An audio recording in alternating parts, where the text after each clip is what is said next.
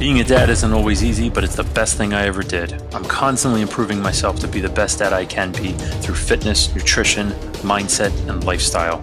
As fathers, we pass on many things to our children, such as our mindset, our habits, our attitude, and what we've learned along the way. Each of these will shape who our children are and who they will become. The Warrior Dad's mission is to help you become the healthiest version of yourself, to hone your edge, and to live with purpose. My name is Jim Bertamy, and this is the Warrior Dads Podcast.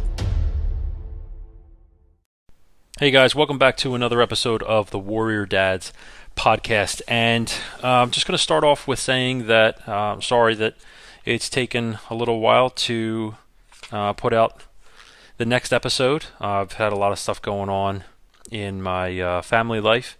All good things, but just priorities. Well, good and not so good things. My wife had surgery, and there was a lot of complications with that, so had to prioritize and step up a little bit, and just needed to, need to put off getting out another episode until now. So I went to this past weekend. I just got back from the 21 convention in Orlando. And I usually don't post a whole lot when I'm away or do much while I'm away, just because I just don't really advertise that I'm out of the house. So, if you follow me on social media, then that's why you didn't see anything. But got to meet some amazing people. If you had heard my interview with Anthony Johnson, he is the founder of the 21 convention. Really, really great guy. Got to meet him in person. I've also had George Bruno on, and he talked or spoke at the 21 convention. Of course, I've known George for a number of years now. And then I got to meet in person, finally, Hunter Drew, and he was also a guest on the Warrior Dads podcast. All three men are doing some really, really great things for men, and then also specifically fathers. So this convention was specifically for fathers. They were calling it the Patriarch Edition, or the Fatherhood Edition. So it was really, really great. And basically this whole episode, it's going to be a solo episode, just me, but I'm going to be sharing everything with you that I took away from the 21 convention. Elliot Hulse was there. So I got to meet and spend some time and talk with Elliot. Really great guy. And he is actually really looking forward to coming on the show. So I'm excited to have him. He's very, very big in the health and fitness world. We have one of the same mentors, Paul Check, who I've already had on the show, which was such an honor. And so I got to talk to him, and he's going to be coming on as well at some point, so I got to set that up. I actually have a lot of people lined up to be coming on, so that was really exciting. And but basically I wanted to make this episode about what I took away from the 21 Fatherhood or Patriarch Convention, and some of the things I wanted to share with you. A lot of great speakers there. So I'm going to give you a rundown of who the speakers are or were, and just my experience. So I brought my notebook, took a lot of notes. So if you hear me flipping pages in the background, that's what I'm doing. All right. So I want to get right into it, and I just want to pull up this picture I took of the lineup of the speakers. So I'm going to start off with giving you a lineup. So I flew in on Thursday and got a chance to go to the meet and greet.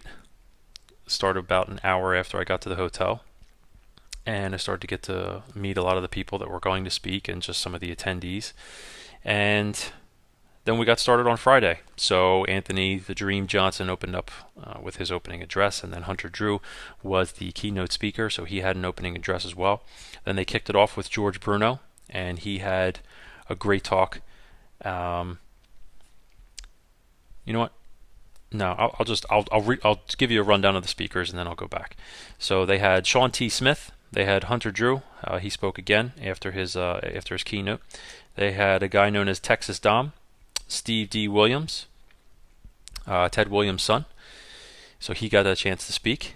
And then the next day they had, they actually switched a little bit of things around because one of the guys was a little sick and he wasn't able to speak. Tanner Guzzi, Pat Campbell, Elliot Hulse, Rollo Tomasi, and Pat Campbell. Jack Murphy, Socrates, Ivan Throne. That was amazing. And then Sunday was Elliot Hulse's father showed up and him on stage, and they called it the Patriarch Mass. And his dad grew up in Belize. I think his name was Edmund, if I remember. Yep, Edmund Hulse. And he grew up in Belize until the age of 19, until he moved to the States. So that was very touching speech and conversation, and actually brought me to tears. He has a lot of love. His father has a lot of love for his family and for Elliot, and so it was very beautiful, some of the things he was saying. And then we got to see something called the Red Man Group podcast. It was basically being filmed, and so they did 3 of those. I wasn't able to see the third one because I had to catch my flight out, but I got to see the first 2 and different panels of speakers, of people on the podcast, and they recorded it live and streamed it on YouTube, so that was really cool. And then each day they had workshops, so that was really cool too, to kind of break out into the workshops with some of the guys, and then they had 3 or 4 different workshops going on at a time. And not from the speaker, well, some of them were the speakers, and some of them were just people that showed up to talk about their expertise or what they do. And again, it's all geared towards fathers, so it's how to make fathers better, how to just improve yourself. And so of course I love that kind of stuff. And the one workshop I went to the first day was on self-defense. It was from Rich Graham, who was an ex-Navy SEAL, and he actually knew or knows Dom Rosso, who I had on the show, and that was a really great interview, and they know each other and they do very, very similar things. That was really great to meet and talk with him.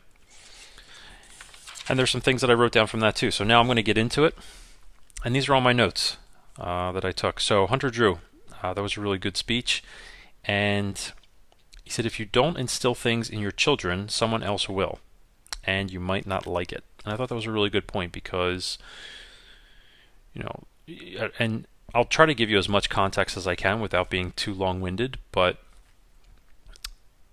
some of the context there were kids watching YouTube videos, kids seeing things on social media, kids learning things in school, whether it's from their peers or whether it's from their teachers. And you just really never know what information they're being exposed to and what they're getting. So it was just food for thought. If you don't instill things in your children, someone else will, and you might not like it. So, excuse me. That's really important, and it's the underlying messages that we need to be the teachers for our children. Of course, they go to school and they learn, but having you as the father in their life, or if you're a woman listening to this and you're a mother, having you be that source. I mean, it's really a team effort, of course, right? So it's not just saying just the father teaches, just the mother teaches, as a collective, but then also the grandparents, having them in their life, aunts and uncles, is being surrounded by family. A lot of this convention was geared towards the importance of family and towards the importance of having a strong family and having a unified front for the children, because we are who they're learning from, or should be learning from, and not being imprinted with other radical ideas that might be out there that maybe don't actually fit with our values, or aren't things that we really want to pass along with our children for whatever reason. So, and I actually just made a little side note to what Hunter had said, and says, now if you do have your children exposed to things and you don't like it, now you have to undo that extra work, or you have to do extra work to undo it and then redo it. Right? So why not just be proactive and teach things to your children that you want to teach them, and spend the time with them that they need from you, and teach them the things that you want them to learn, the values that you want them to learn, the things that you want them to bring with them into the rest of their life. So I thought that was good. Also, your children won't do what you say, they'll do what they see you doing. And I thought that was really, really good too, and I believe that wholeheartedly. Children won't do what you say. Now, I mean, of course, if there's respect, and they will do what you say, right? But he's making the point is that talk is cheap, and actions speak louder than words, right? So we've all heard, probably have all heard those things before, and so they do what you say. So it's lead by example. So I just thought that was good. In this dark world, the warrior dad lights the flame of their child's torch. So he said something very, very similar. I added the warrior dads in there because I got inspired when he said that, but I kind of tweaked it. But basically, he had said the gist of it and without the warrior dads. But in this dark world, the dad lights the flame of their child's torch, and I thought that was really, really cool. And I kind of envisioned, a child or a number of children standing in a line with unlit torches, and it's the father that goes and lights the torch for that child, and it's basically, you're ready to go into the darkness, and you're preparing them, for the darkness that they can inevitably encounter. And it doesn't, when we say darkness, it's just, we all go through rough times, right? And that is the darkness in our life. We all have tough and trying and challenging times in our life of where we have to overcome things, and that is the darkness. And so you're preparing them, and you're making sure that they have the right tools to go into that darkness so that they can succeed and come out on the other side. So I thought that was really cool. So those are some things I wrote down from Hunter Drew. And that was, I guess, just in his keynote, because that was the first thing I wrote down, and George Bruno was the first official speaker. So George had a lot of good things to share with people, so I want to share some of those. So if you say it, you own it. And I thought that was really good. So basically what he was saying with that is once words leave your mouth, you can't get them back. And he used the example also of a police officer was telling him a story before of, of course, if a police officer fires their gun, they're accountable for that bullet. And once you pull the trigger, you can't get that bullet back. And he related that to the words that we say. So once you say it, you own it. I thought that was really good. Another thing that, a side note, another thing that Hunter said reminded me of a quote, and I didn't actually know the quote off the top of my head, so I had to do a quick Google search, but a rising tide lifts all boats.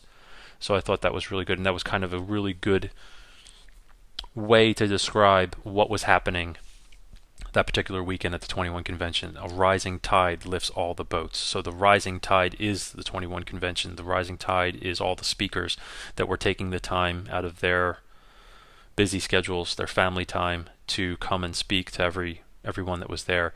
And so that is the tide, and it's lifting all the boats, and the boats were all the other men and the fathers that chose to, including myself, be away from their families for the weekend, which, it wasn't easy. I miss my wife. I miss my son. I got to see them through technology, which is really, really one of the blessings of technology, to get to see them on FaceTime and things like that. But a rising tide lifts all boats, and I thought that was really powerful. Catch people doing things right. And that's really about not just focusing on the negative, not just focusing on the bad stuff. Don't do this, put that down. Don't say that, don't say this. If you see your son or your daughter doing something right, doing the right thing, holding a door for somebody, helping somebody out, praise that, and don't let that go unnoticed, because they need that. They need to know. Well, I think it's good to give people reassurance that what they're doing is the right thing. It's, if you're at work and your boss gives you praise, you're on the right path. You're doing the right thing. Your work is being recognized in a positive way. And it's not to say that you need that attaboy on the back, but it's good to have, and it's good feedback. And I think the right feedback at the right time is very, very powerful. So look at it more as feedback instead of a necessity or a need, or you need approval from somebody. It's not really that. It's just getting feedback, and if you get a compliment from somebody, it's basically feedback, right?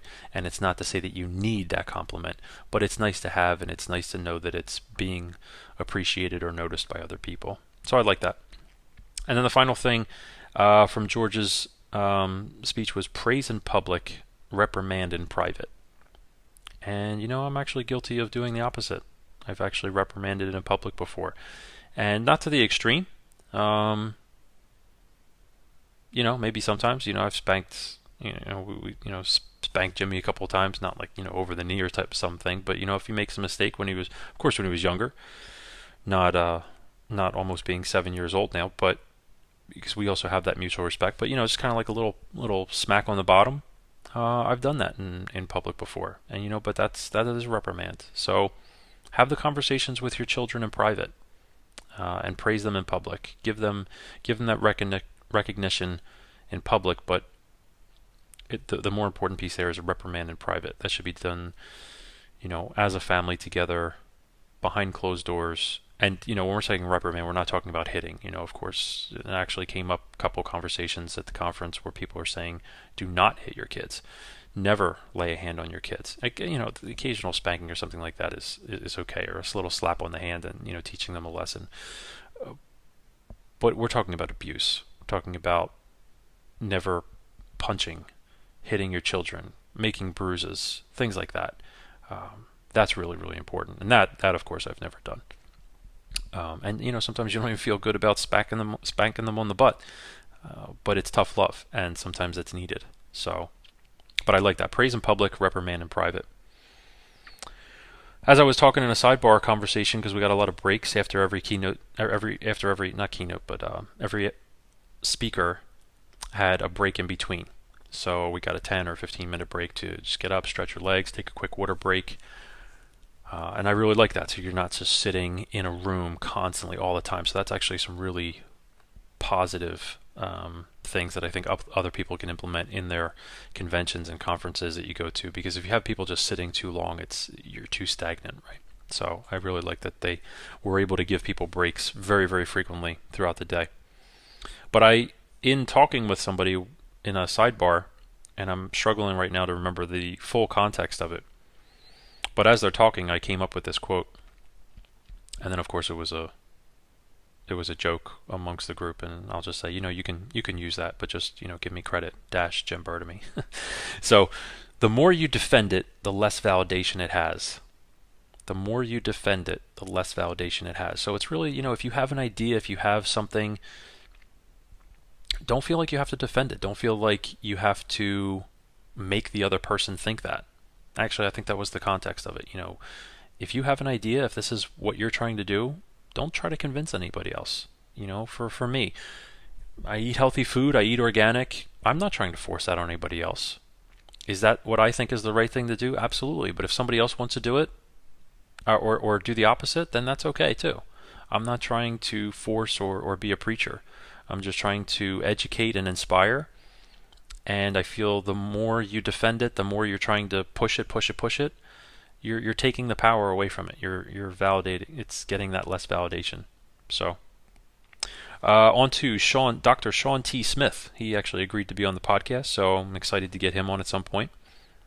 He talked a little bit about fatherly instinct, and some of the things I wasn't able to write down so much. I do like taking notes because I really feel, I wouldn't have all these pages of notes if I didn't take them. And some of them are really powerful, but I do like to be in the moment and listen, and then I have a tendency to not really pay attention when I'm trying to remember what they just said and write it down real quick. So hopefully a lot of this makes sense as I'm reading it all back. Fatherly instinct. Child needs to push against the world, push against something. The world creates the resistance,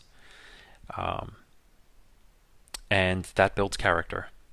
So a child needs to push against something. And so I think sometimes fathers are a little bit more eager or able to let their kids struggle just a little bit more. If the kid's trying to do something and just don't give it to them. Don't just walk over, and especially if they're moving towards it, they're trying to get it. They're on a mission. Something's creating resistance, whether it's a little too high or something like that. Now, if it's impossible, of course, you're going to help out your child. But if they're working towards something, just don't give it to them. Just don't hand it to them. Make them work for it a little bit. Create that resistance. And the world does that, and we just have to allow it to happen. But of course, we're always there by their side and helping them as they go if they need help and support, because it's important for them to know that we are there as help and support. But it helps build character, and it also helps build a little bit of resilience too. He shared a story about a father who was trying to help his kids get ready in the morning, and they were always late. And I believe it was 3 kids, and it was just so exhausting trying to get them dressed and fed and their lunches and out the door, and he was in turn getting late for work. And so one night, he said to the kids, "All right, here's what's going to happen tomorrow. I want everybody ready to go.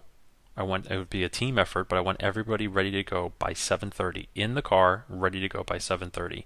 And if you're not, I'm going to leave without you.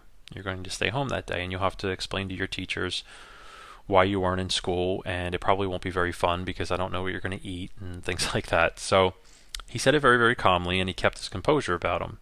And so the kids were testing him the next day. They weren't really getting ready, and he was just doing his thing. He was offering support, reminding them, and he actually even went over with the clock. Okay, well, when this hand gets to here, when that hand gets to here.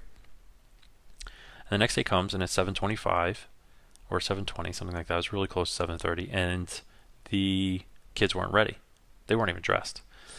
And he looked at them and said, hey guys, it's almost 7:30. He said, so if you guys want to go to school today and you don't want to just stay home by yourselves and really have nothing to do the rest of the day, then I suggest you start getting ready in the car. And again, keeping composure and being calm, not yelling, being aggressive, anything like that. And he's getting his bag ready to leave, and the kids are noticing, and now there's all this little panic. So he notices that this panic is happening. He says, well, he says, if you guys do really want to go to school, I guess you guys can get dressed in the car. You can just run up and grab your clothes and then, get in the car. Now, they didn't know one of the things that the father had done the night before is he talked to one of the neighbors that was down the street and that they had a great relationship with, and he said, if I come by in the morning and knock on your door after 7:30, can you go back and check on the kids and make sure they're okay and all that kind of stuff and maybe help them get ready for school? So, because he needed to be at work at a certain time. I don't think the kids needed to be there that early, but they needed to be there shortly after. So anyway, he prepped the neighbor because he wasn't obviously just going to leave his kids alone by themselves. And so they started panicking, and so he gets in the car. I think he had a truck, and he's starting to pull off because it was 7:30, and he's actually starting to pull off down the driveway. And he looks in the rearview mirror, and he sees the kids running with their backpacks in one hand and their clothes in the other. They're just running after the car, like waving their hands to stop, and they're yelling, "Stop, stop, we're ready, we're ready." So he gave them structure, then he gave them warmth. And that led to success. So those were the three things that Dr. Smith said. Structure, warmth, and success are three vital things that children need. So he didn't yell and raise his voice and get angry. He's like, come on, you got to do this. Come on, hurry up. And he just gave them warmth. He gave them options. And ultimately they succeeded because they ran, they grabbed their clothes, and they just got dressed in the car and they went to school. So I thought that was pretty cool. All right, moving on. Rich Graham. So some of the people I did take notes on, some of them I didn't. Some of them overlapped. Some of the speeches overlapped.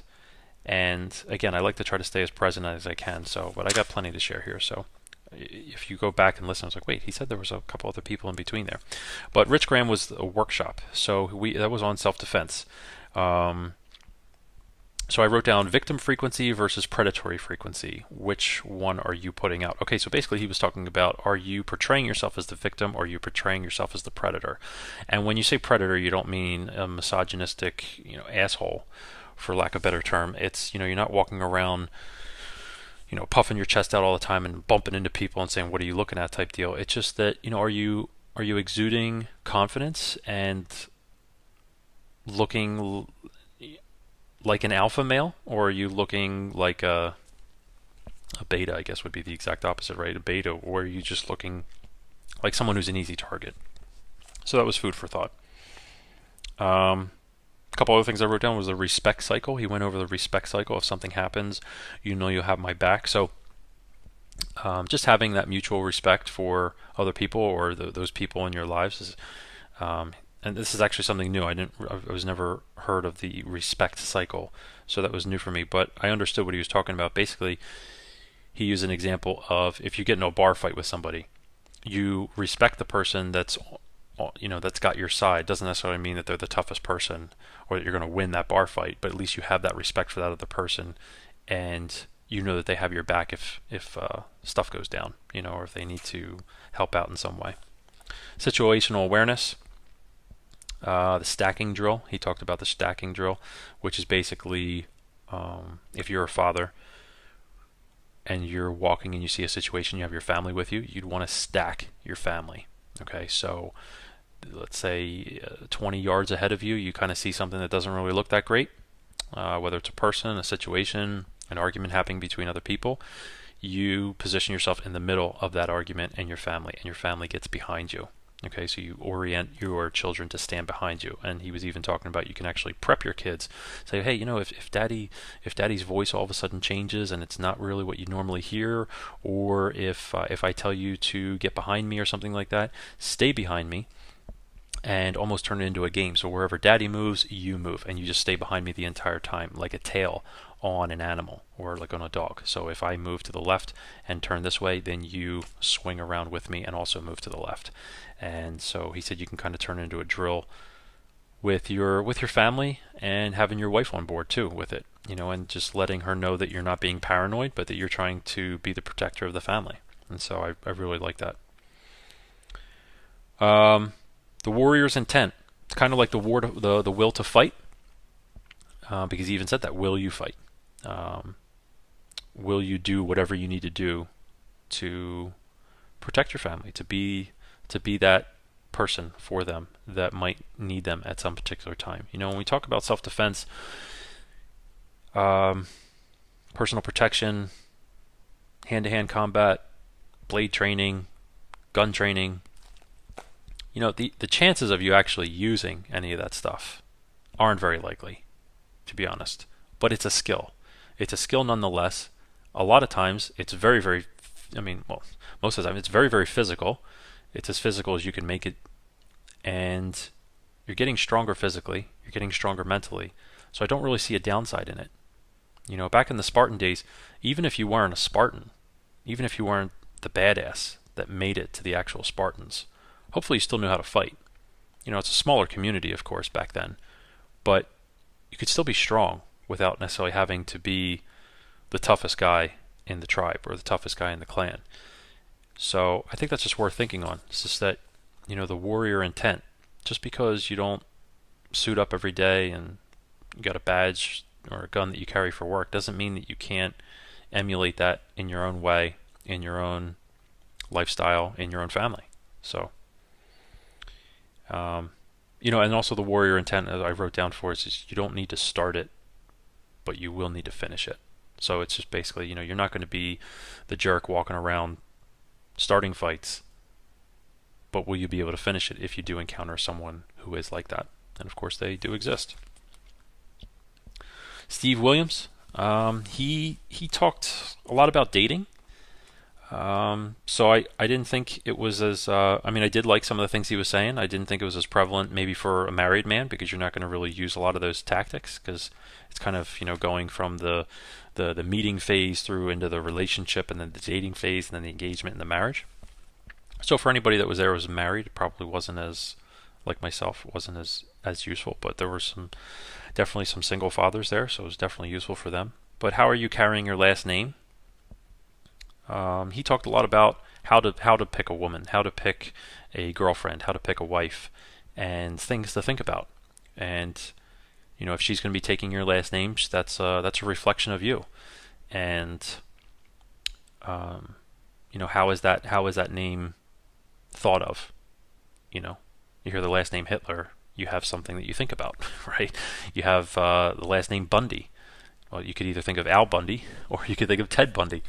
And so there's different things that you can think of when you hear a last name. So part of that was, the importance of the last name and how powerful a last name can be. And so he was talking about how are you carrying your last name? How are you choosing to raise your family to portray that last name? Then he was talking about different tolerance levels: high tolerance, low tolerance, no tolerance, for kind of like letting things slide and holding your ground on certain things. The low tolerance is you can hold your ground on certain things, but then let other things slide. Obviously the no tolerance is basically my way or the highway. And then a high tolerance is kind of like a pushover almost. You just let other people influence you maybe a little too much, and so it's just kind of food for thought there. And one of the quotes he said that I wrote down is, anything you put in front of yourself, you worship. So making yourself a priority and working on yourself, making yourself better, because anything that we're putting in front of ourselves, we're technically worshiping. And that could be women, that could be money, that could be, anything. So I thought that was a interesting quote.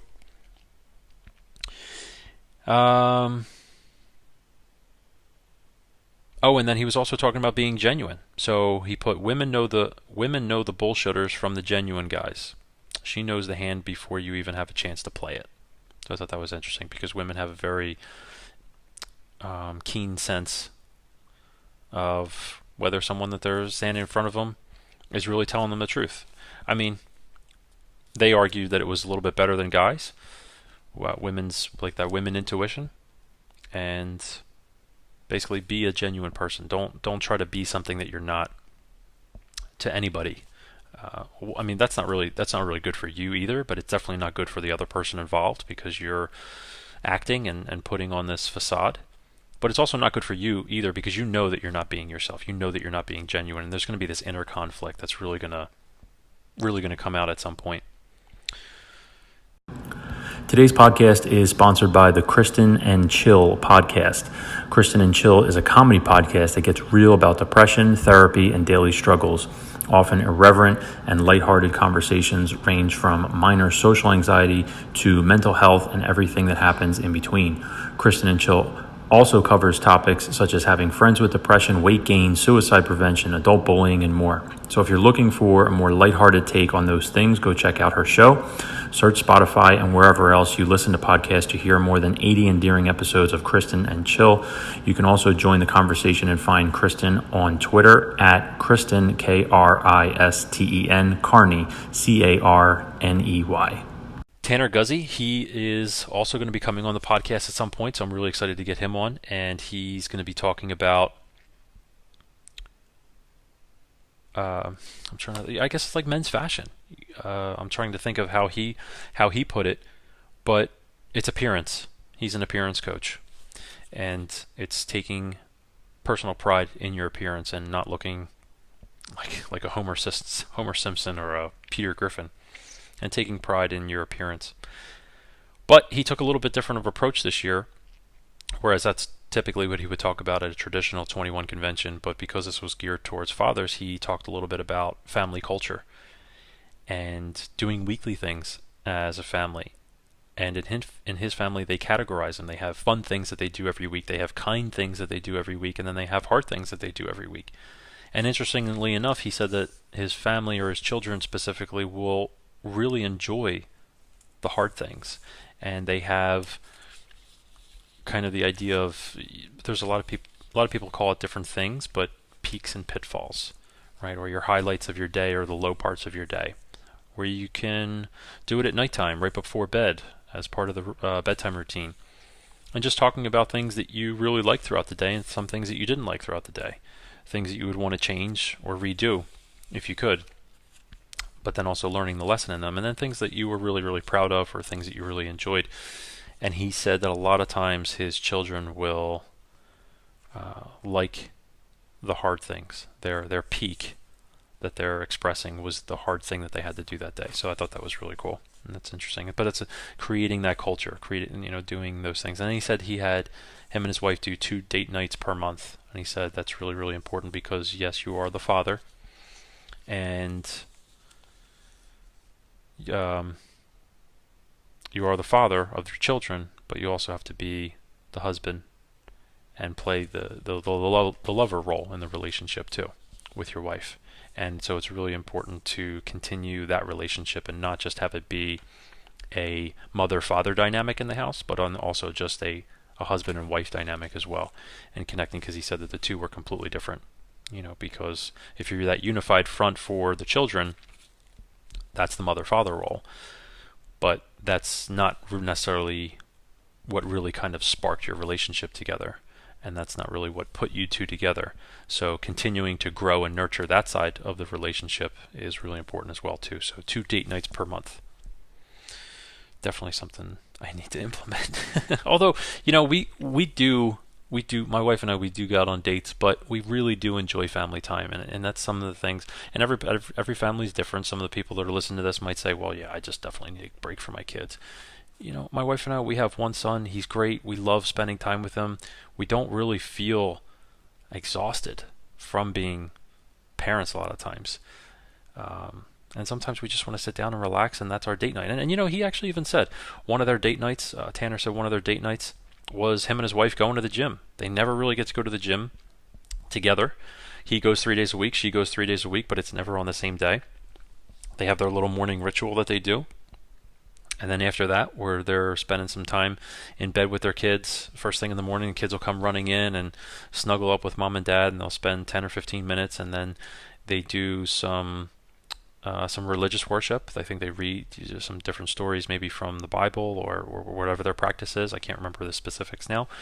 And then after that, one of them will go off to the gym, and then they kind of meet back up as a family, and he works from home, and she stays at home with the kids. So it's a really, really cool dynamic. But one of their date nights was just going to the gym together. And so it doesn't have to be anything extravagant and big and expensive. It could just be spending time. But it's really the intention, right? It's the intention of spending that time together and why you're doing it. So I like that. The next guy up was Socrates.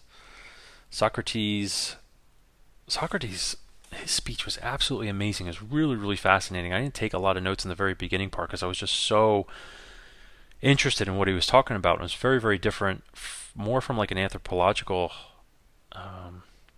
explanation, and it was so scientific, not in a way that you couldn't understand it, but so scientific that I just can't really regurgitate a whole lot of it. But basically the gist of it was he was showing a picture on the TV that he had. He was showing a picture of the evolution of man and how there was a huge, huge spike in the intelligence level and the brain capacity of man. And then we were looking at, I think it was Neanderthal and then Homo sapiens. But then he said there's actually a decline, and we're technically categorized as Homo sapiens sapiens. And I got a chance to talk to him after his talk, and I says, is this real stuff that you're talking about? This isn't like a theory that you have? He says, no, this is actually really real stuff. He spent some time in the anthropological world. His partner is, I believe he said, an anthropologist,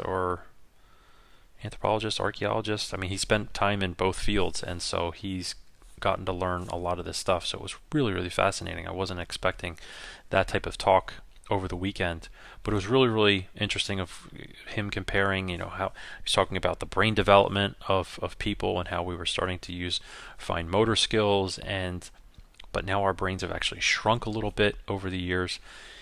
And as he's talking, I can't help, of course, related to nutrition. And I'm just thinking, I wonder if this is related to nutrition at some point, because we had this huge, huge spike, especially once we started eating meat as human beings, which is shown very, very prevalent in the fossil records. But then I'm thinking, I wonder if the decline has anything to do with the lack of nutrition that people are being exposed to these days. So I just thought that was really interesting. And but some of the things that he did write down kind of ties back into what I was saying before about not hitting, is that the first 5 years of a child's life is absolutely crucial. And he says 90% of the brain develops in the first 5 years of life. That's amazing. I couldn't believe that it was that number. 90% of the brain develops in the first 5 years of life. And some of the people that were talking at the conference were saying that they don't recommend getting married before the age of 35, because they say at 35 that's really when, or I think it was 35. It's like, the brain is still developing. And even if the brain is still developing into our 20s, let's say, I'm probably a little different for everybody because everybody's different. But even if the brain, let's say, is developing even into our 20s, how much time has passed? 15 years. If you're 20 and your brain still isn't fully developed, that's 15 years that have passed where your brain still isn't developing. So for the first 5 years, 90%, there's so much going on in those first 5 years. So he says, do not hit your child. It will completely imprint on their psyche. If you hit your children in the first 5 years, you're not just imprinting on them physically, but you're imprinting on their psyche as well. So I thought that was really, really interesting. So I don't have a whole lot of notes from Socrates, but he definitely has some YouTube videos on there from talks that he's given previously in the past. And, I don't know if they correlate with what he was talking about this past weekend, but very, very smart man. Definitely highly recommend looking up his videos. The next speaker I wrote down was Pat Campbell. He has a radio talk show. He's a radio talk show host, and he's agreed, as well as Socrates and Tanner, Pat Campbell has also agreed to come on the Warrior Dads podcast, so that's extremely exciting for me. And he says, don't listen to what people say, watch what they do. And this he's a big dude. He's big and strong, very, very alpha male. He says he was usually, he's actually bigger before in the past. Scary looking dude. Very, very nice guy, but, he can be intimidating looking. So he says, don't listen to what people say, watch what they do. And there's a little bit of the carryover from what I said earlier too, is, talk is cheap and actions speak louder than words. And the end objective, this I really liked. Our end objective as parents is to have our children make good decisions and the right decisions on their own without us telling or forcing them. And I thought that was really, really important, because he says if the child gets to adulthood and we want to see how we did as parents, look at the decisions that they're making, hopefully the right decisions, and are they doing it on their own without being told to do it. So I really, really, really liked that one. Next was Elliot Hulse. How to lead your family. He gave 6 things on how to lead your family. Have a vision and direction. Devote yourself fully to your family. Do more than your fair share. So don't just do the bare minimum. Do more than your fair share. Step up. Be that person.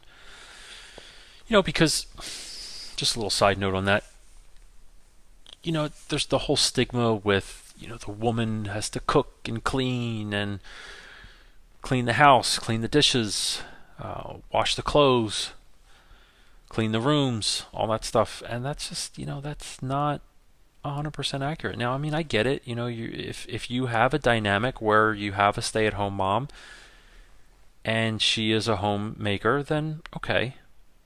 But it doesn't all have to be on her, because that is a lot of work. And any guy that's listening to this that has done that kind of work around the house, that that cooks and cleans and things like that, I'm one of them.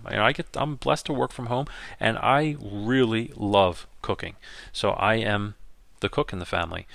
And when my wife comes home from work, I like her to be able to sit down and spend time with our son and take a load off. And that doesn't make me less of a man because I'm able to cook. And I know that there are some people out there who's like, "Oh my gosh, how dare you cook?" and stuff. And there were no people at the conference like this. I'm just saying in general that there are people out there that have that radical thinking. It's like, you're not supposed to be cooking and cleaning and stuff like that. That's a woman's job, and that's just not the right mindset, And that's you're too far gone to one direction. There has to be that give and take, and especially if you like it.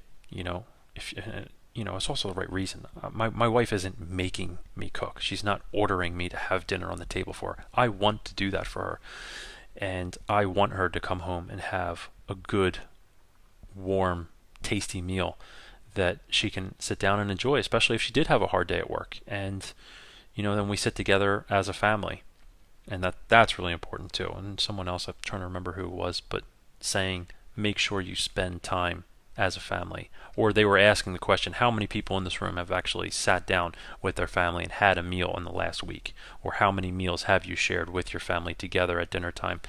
And I think that's really, really important too, because that's a really good time of the day, not to watch TV together as a family while you're eating, but to talk about your day and to connect with each other, and to ask your children, what did you do at school today? Who did you play with? What were some of the things you were doing while you were on the playground? Did you have any struggles? Did anybody bother you today? Did you help anybody today? So really, really important time. So do more than your fair share. That was number 3.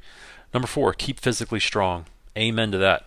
Keep physically strong. I wholeheartedly believe that men should have resistance training in the routine. Every single man. I know no two people are the same, but you are a man, and that does come with a certain responsibility. And men are stronger than women inherently by nature. It's biological. There's nothing wrong with saying that. Nobody should get offended at that. It's totally fine. Men shouldn't get offended from women's intuition or motherly instinct. they shouldn't get offended by that either, because sometimes it's a little bit more honed in. They raised and grew that child in their body. And there's another thing, childbirth. Hey, I can give birth to a child and you can't, man, says the woman. So we shouldn't get offended by that. We should be happy for them. And are there strong women out there? Hell yeah. A lot of my clients are strong women. And there's nothing wrong with that either. But we should be stronger. Having both strong, super important. But the man needs to be strong and needs to be able to lift things around the house or pick things up if they need to. You should be able to carry your wife if she needs you to carry her for some reason. Not just carry her across the threshold on wedding day. But, throw her over your shoulder if you needed to. In a life or death situation, God forbid. Be able to carry your children over your shoulder. Have that strength. So keep yourself physically strong. Keep yourself morally straight. And keep yourself mentally alert is number 6. So those are some of the tips from Elliot Hulse. And then also something that Elliot said was your wife is a reflection of you. And I thought that was really, really important because our children are also reflections of us too. So what we're putting out there, what we're choosing to emulate. And so that's really important. So your wife is a reflection of you just as your children are a reflection of you. And he actually went into a really... He took a different approach than I thought he was. It was a great speech, and he talked about the bonobos. So this comparison where did we come from chimps or I never heard of the theory before, but then some people are saying that they think that we come from bonobos, and there were a couple of books that were portraying men as being weaker and things like that, and there were some really good resources he shared as to why that was actually squashed. And I should have wrote those books down because they're probably worth looking into, or at least looking a little bit more into that. But he compared us to the chimps, and then he was kind of squashing what the theory was about people comparing us to bonobos, which are another type of chimp, but radically different behavior than what a chimp is. So I thought that was really, really interesting. So if you want to learn a little bit more about that, I would probably just do men compared to bonobos versus chimps or something like that. I mean, a lot of this was all him, so you're not going to find the exact information that he shared, of course, because it's his information. But just knowing what that comparison is to humans and bonobos, which is debunked, but just very interesting stuff. So I thought that was worth mentioning. And who's next here? All right. I'm looking through some of my notes because, of course, as I'm listening to some of these people, they're inspiring me and getting me to think about different things, and then just trying to keep my mind clear and 100% present with the speaker and being in the moment just opens me up to just different ideas. One of the things that I actually put together is that, I say a lot of times that your physical workouts will make you mentally strong because there's a certain percentage of the workout, whether it's 75%, 80%, 85%, and that's all relative. That part of the workout is going to be the physical part, and then the rest of it is going to be mental, because there's going to be a point in the workout where it gets tough. If you're really working out and you're doing what you need to do and train, there's going to be a point in the workout where it gets really tough, and you're going to have to mentally push through it. You're going to have to get those next 2, 3, 4, 5 reps by digging deep and figuring out, really connecting to your why. That's really what you're doing. You're connecting to your why, and what is that motivating factor for you. So relating the physical to the mental in the workouts, to also the thinking and the breathing that we have, which actually comes down all the way from Buddha. So Buddha, if I've never talked about this in any of the other episodes, thinking and breathing are directly related. And Buddha's the first one to make that connection, I believe. And because he said that thinking is the psychological part of breathing, and breathing is the physical part of thinking. So if you notice that you're stressed out and your thinking is up and down, really, really choppy and chaotic, notice your breath and notice what your breath is like. A lot of times you will notice that it is very similar to your thinking, choppy, unrhythmic, chaotic, etc. So it's a lot easier to focus on the breathing to quiet the mind than it is to just focus on the mind and try to quiet that by itself. So if you do have a racy mind or anxiousness at any time of the day, but let's say specifically before bed, your mind's racing, one of the things that you can do is not focus on the mind, not try to slow the mind down, because that can be very, very challenging, but to focus on the physical and to change your breathing, so that when you force the breathing to become more rhythmic and fluid, the mind will follow. So I kind of related those two. Jack Murphy, next one. He talked about the OODA loop, and the OODA loop, OODA, is observe, orient, decide, and act. And I'm familiar with that from attending the situational combatives course that I did with Dynamis Alliance a little ways back, and they talked about the OODA loop. So it's nothing new. Really, really great concept. So if you want to look it up and a little bit more about it, it's OODA, OODA loop, LOOP. And again, OODA stands for observe, orient, decide, and act. And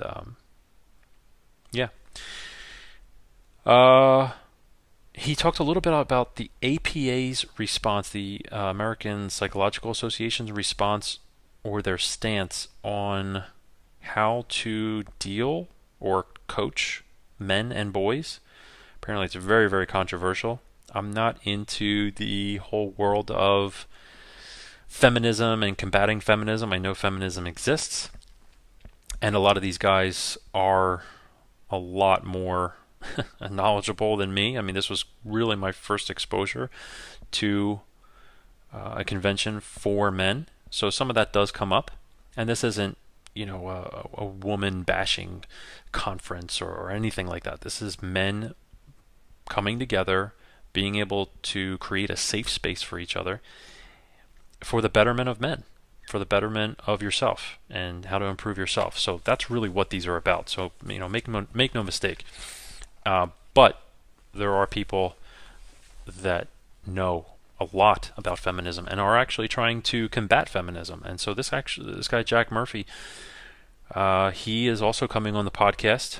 Great guy. Got to talk to him. He's a monster. He's like 6'5". I don't know. He's got to be like 250 pounds. Very intimidating looking dude. But such a nice guy. Awesome guy.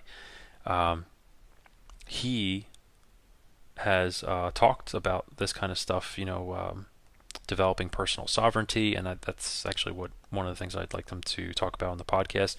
But he's speaking out against things like feminism, and he's speaking, and for anyone, my perception of feminism is basically, it's women trying to rise up and basically chop the man down. There's nothing to do with equal rights. Feminism goes way far beyond equal rights. It's actually a hate movement, according to a lot of these guys, and really it is. It's a hate movement. It's against men. It's against family. So it goes way, way past anything that has to do with equal rights or equal opportunity and all that stuff. And all these guys, by the way, at the conference are all for equal rights and are all for equal opportunity. So, but they are against having women chop the man down. Again, I'm not super knowledgeable on all the ins and outs of feminism, but this guy, unfortunately, Jack Murphy, got let go from his little league coaching duty to his son's baseball team. And they found out that he had wrote this book, and they had found out that he's on Twitter, and talking out about against some of these things that are happening radically around the world. And they let him go. They said, "You're no longer the coach after 5 years." I'm like, wow, that sucks. So he's had a little rough year. So he's going to come on and talk about that, which I'm looking for. But 6 things for developing personal sovereignty: perception, sense making good choices. Number 4 is integrity. Number 5 is discernment. And number 6 is embodiment. He didn't expand too much on those, but he will expand a little bit more when he comes on the podcast, hopefully. So, Ivan Throne, man, this guy is like a Viking. I mean, he is another big dude. He's very, very nice, but he just has like this this presence of a Viking. Like Jack Murphy's got like this presence of like this military warrior, right? But Ivan Throne has this old world Viking look to him. I don't know. Very, very powerful guy. He's deaf, but can still speak very, very well, of course. So unfortunately, I don't know exactly how I'd get him on the podcast because I just, do phone conversations with people using Anchor. So I don't know how I actually get him on the podcast, but I'd love to get him on at some point, but it'd probably have to be an in-person interview because he reads lips. And he says a patriarch's role is to be the bridge of love and knowledge for the family. And he talks about this generational bridge. And he talks about intergenerational wealth, but intergenerational wealth through knowledge. And he said, wouldn't it be so cool if there was a family book that's been passed down from generations to generations of things that you've learned along the way? Because I mean, you think of the wisdom of the generations that have come before us, the things that they've learned through their life. And instead of us having to relearn all those things, now there's definitely something to be said for failing and learning the opposite, right? Or learning from our mistakes. But as the old saying goes, a wise man learns from his mistakes. A wiser man learns from others' mistakes. And he talks about creating this book and passing it down from generation to generation and teaching or passing on your knowledge of the teachings that you've learned. And this guy's actually studied with the ninjas. He went over to Japan to study with ninjas and warriors and things like that. And he said that he's reading from these 700-year scrolls that they were showing him. And he's just so impressed. And he comes from a very, very old family. I think all the way back from the 1400s, he says. And his family comes from England. And there's just such history in his family. And there's just a lot of respect and love for his ancestors, and he just knows the importance of that. He says, so learn from your grandparents, learn from your great-grandparents if they're still alive. What did they learn? What do they know? And what can they pass down to you? And then how can you pass that down to your son and their sons and their sons and their sons? And so you think 7 generations before you and think 7 generations into the future. And so I thought that was super, super, super powerful.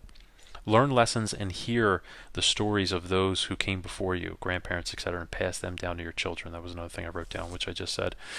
Write your own experiences and lessons down, because if you don't, it's lost when you die.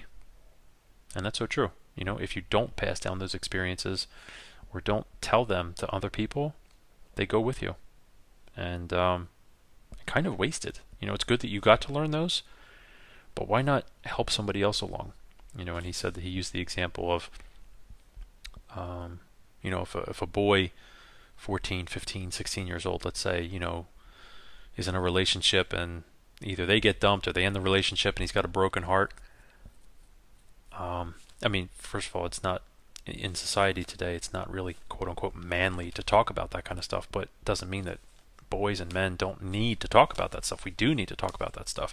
And that's actually part of being a man is being open and having that platform to do so. But, learning those lessons, it was like, hey, how do you heal a broken heart? Wouldn't it be cool to have a book to go to and there's a lesson inside there? Is this, this is what my grandfather suggested, or this is how he dealt with this, hardship when he had a broken heart. So I just thought that was super, super powerful. Was not expecting it at all. And then one of the things he wrote down, he said, I don't know why I wrote that. I'm trying to remember the context again, but he mentioned Kabul in Afghanistan in the last 5 to 10 years.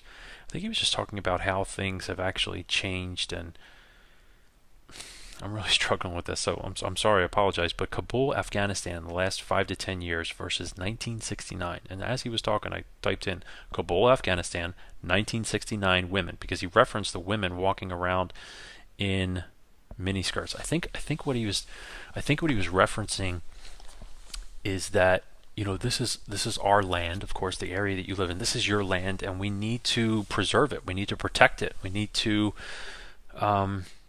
respect it from those who came before. So he was referencing the mini skirts that these people, or just basically that the way that the women would dress, the way that they would look, and they looked beautiful. They weren't walking around in a lot of the garbs that they were doing today. I guess basically he was referencing that the people in Afghanistan weren't really respecting their country, and they kind of let it go and turn into this wasteland. And you look at what Afghanistan looks like now, back compared to back in 1969. The way people dress, the way people look, the people smiling and dressing really nice, and the women were able to show their bodies off a little bit if they wanted to. Of course, it's hot there, so So he was just talking about mentioning that and preserving that. I should have wrote more notes for that. And the bones of your mastery is your habits. And I'm pretty sure I heard that right. The bones. I'm pretty sure that's the word he used. But the bones of your mastery is your habits. So develop good habits, and because they really shape you and who you become and what you pass along. Elliot and his dad, Edmund Hulse. I wrote some things down from that. Elliot's dad's very, very passionate guy, and very strong, mentally, physically. And he says, family is strength and power. You need to have love. If you don't have love and respect for yourself, your family becomes weak. The next thing was, have your kids be strong through having a strong family. So there's a really, really big emphasis on strength. Strength for yourself, and then strength through your family. The next one I wrote down was, we are the world, and the reason to have a family is to make the world a better place. So by having families, through having families for thousands of years, that's really what has made the world, populated the earth, and made this place worth living in. So he says, we are the world, and the reason to have a family is to make the world a better place. Through love, actually make a better place through love. Sorry, that was on the next page. So, and basically without love, you have nothing. So really, really strong emphasis on love, respect, strength. And then he goes on to say, when you respect yourself, you give off that energy to your children and your family. So he spent a little bit of time saying that you really need to respect yourself. You can't command respect from anybody else unless you respect yourself. And it's the same thing with love. You can't command love from anybody else. You can't truly love anybody else unless you truly love yourself. And that's really powerful for some people, because some people do not love themselves, or some people cannot look in themselves in the mirror and honestly say, I love you, to the reflection, or even look at themselves in the mirror and just look into their own eyes without saying anything. Sometimes that's very, very challenging for people. And if you're one of those people, I would encourage you to practice it and know that there's no one that can take care of you quite like you. And the fact that you are unique in so many different ways. I mean, we won't get into that because that'll just take us into the 2-hour mark.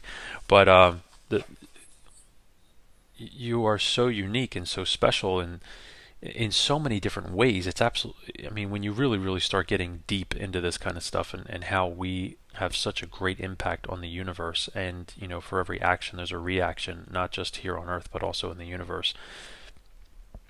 It's so powerful to see, and you hear about the people that don't love themselves and don't think that they're special or worthy, and to be here, it's amazing. This is pretty much the end of my notes coming up. Like, only a few more things to share with you. But I remember one person was saying that they were talking about hard work and determination, and never ever ever say that you're not made to do hard work, or that you've never worked hard at something or accomplished something, because they went all the way back to the beginning of conception for each and every one of us. And the reason we are here, the reason that we were born, is because we started off as this little sperm, and we had to race a ton of other people to the finish line, and we were the ones that won. And I never really thought about it that way, but it's true. You were you were in a race against a lot of other potential, boys and girls, and you were the one that made it to the finish line. You were the one that fought and clawed your way to the end, and that's the reason that you're here. So, just these little things can be really, really powerful lessons and pull us out of any maybe dark times or ruts that you might be going through. And things to think about, especially when the going gets tough. He goes on to say, do everything from your heart. So everything should flow from your heart. Discipline your kids and teach them so the government doesn't discipline them. So that was basically the context of that was he was talking about if they don't have any direction, if your kids don't have any discipline, it can lead them down the wrong path. It can lead them down the path of doing things that they probably shouldn't be doing. And if the police have to get involved, i.e. the government has to get involved, and your kids get in trouble, then they're going to discipline them. They're going to wind up in jail or worse. So he says, don't discipline your kids and teach them so that the government doesn't discipline them. And the last thing I wrote down is no one is perfect. Accept people's faults, and it can turn into love for the other person. And then you grow as a person. So love people for who they are. And if you try to force it, it doesn't work. So instead of looking at someone saying, oh, this is what they have wrong with them, and this, and of course just falling into judgment, but looking at their faults and, of course not being too naive to realize that we have our own faults too. And how do we want other people to perceive our faults? So knowing that we're not perfect and nobody's perfect and that we have our own faults, well, just like we have our own faults, other people have their faults. And if we start to accept other people's faults and even relate to them because maybe we are guilty of the same things, then we can turn that into love for the other person. And by doing that, we are growing as a person. We are turning away from judgment.